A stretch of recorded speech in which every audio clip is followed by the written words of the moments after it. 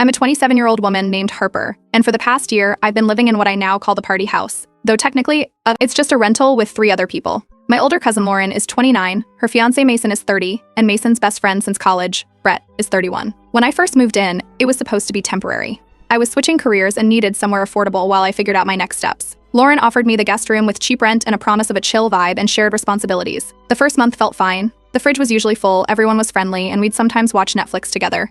Then the parties started. Not once a month, not even every other weekend, every single Saturday night, without fail, sometimes even on Fridays. And they weren't your average small get-togethers.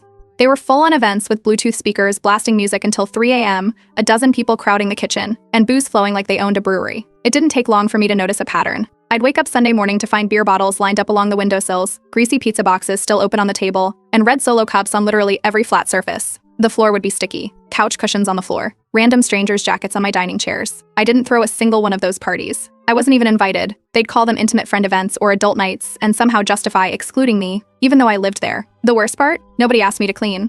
They just assumed I would. They'd leave post-it notes like, "Thanks for helping out, Harper. You're the best," taped to the fridge or my door, like I'd volunteered to be the post-party cleanup crew. One morning, I found an open bag of chips dumped on the rug and a note that said, "Could you vacuum when you get a sec?" Like it was just part of my day-to-day duties. I tried setting boundaries early on. I said I wasn't comfortable with cleaning up other people's messes, especially since I wasn't part of the gatherings. Lauren brushed it off. She told me I was too rigid and needed to loosen up. Mason told me it was just a phase and that creatives like them were messy by nature. Brett didn't say much, but he'd make passive comments like, "The house always looks so amazing after your magic touch." I didn't have a magic touch. I had Lysol wipes and resentment. One time, after someone vomited on the bathroom wall, yes, the wall, I cleaned it up. I didn't even get a thank you in person.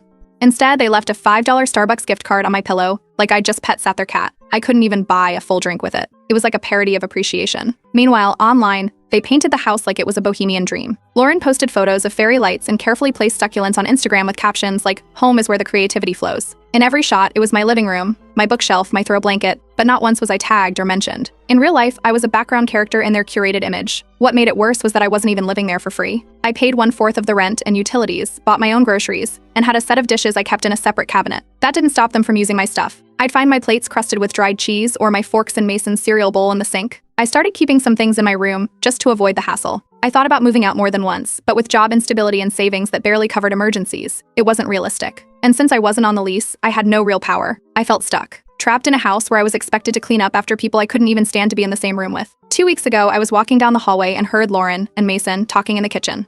They were discussing which realtor photos to use and whether to list the house as a boho minimalist retreat. I stopped in my tracks. Nobody had told me they were planning to sell. No heads up, no warning.